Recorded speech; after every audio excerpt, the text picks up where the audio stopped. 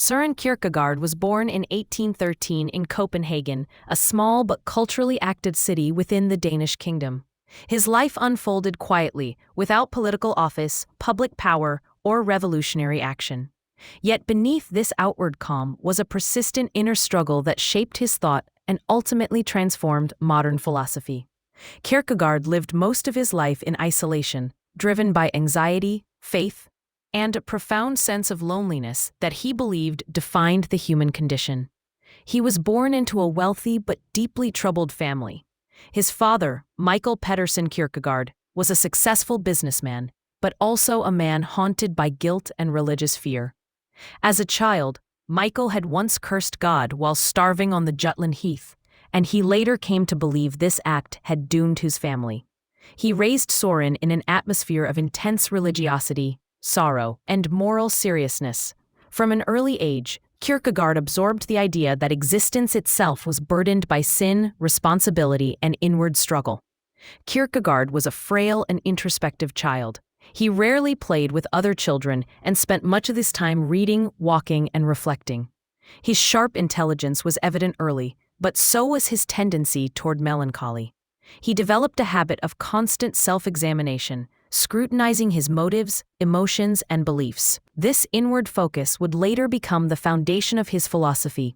He enrolled at the University of Copenhagen and studied theology, philosophy, and literature. At the time, Danish intellectual life was dominated by the influence of German idealism, particularly the philosophy of Hegel. Hegel's system claimed to explain reality as a rational, logical whole in which contradictions were resolved through reason. Kierkegaard initially studied this system carefully, but he soon grew dissatisfied with it. To Kierkegaard, Hegel's philosophy ignored the individual. It spoke of humanity, history, and reason, but not of lived experience. Kierkegaard believed that truth was not something discovered through abstract systems, but something experienced inwardly, through choice, suffering, and commitment. This conviction placed him at odds with the dominant intellectual currents of his time. Kierkegaard's personal life deepened his philosophical concerns. In 1840, he became engaged to Regine Olsen, a young woman he deeply loved. Yet after a year, he abruptly broke off the engagement. The decision caused immense pain to both Regine and himself. Kierkegaard believed that his inner turmoil, religious calling, and sense of existential burden made marriage impossible. He chose solitude over companionship, convinced that his task required isolation. This break marked Kierkegaard permanently. He never married and never ceased reflecting on the meaning of his decision. Many of his writings revolve around themes of love, sacrifice, and renunciation. He treated his own life as a kind of experiment, testing what it meant to exist authentically rather than comfortably. Kierkegaard began publishing a series of works under various pseudonyms. These were not disguises, but literary tools. Each pseudonym represented a distinct perspective on life. Through them, Kierkegaard explored different ways of existing without declaring any single one as objectively correct. He believed that forcing conclusions on readers would undermine personal responsibility. In either or, he described two fundamental modes of life, the aesthetic and the ethical. The aesthetic life pursued pleasure, beauty, and avoidance of commitment. The ethical life embraced responsibility, choice, and moral duty. Kierkegaard did not present these as stages of progress, but as existential positions that individuals must choose between. No rational argument, he insisted, could make the choice for them. Anxiety occupied a central place in Kierkegaard's thought. He described anxiety not as fear of something specific, but as the dizziness of freedom. To be human, he argued, was to confront the possibility of choice, and with it, the possibility of failure. Anxiety was therefore not a defect, but a condition of existence. It revealed that individuals were responsible for their lives and could not escape that burden.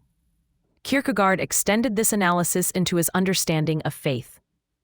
In Fear and Trembling, he examined the biblical story of Abraham, who was willing to sacrifice his son Isaac at God's command. Kierkegaard argued that Abraham's faith could not be justified by ethics or reason. It was a leap, a commitment beyond rational explanation. Faith, he believed, required accepting paradox rather than resolving it. This view placed Kierkegaard in opposition to institutional religion.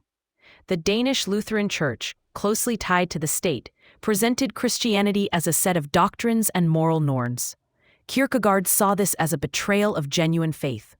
True Christianity, he argued, was not comfortable or socially approved. It was demanding, inward, and often painful. As his critique intensified, Kierkegaard became increasingly isolated.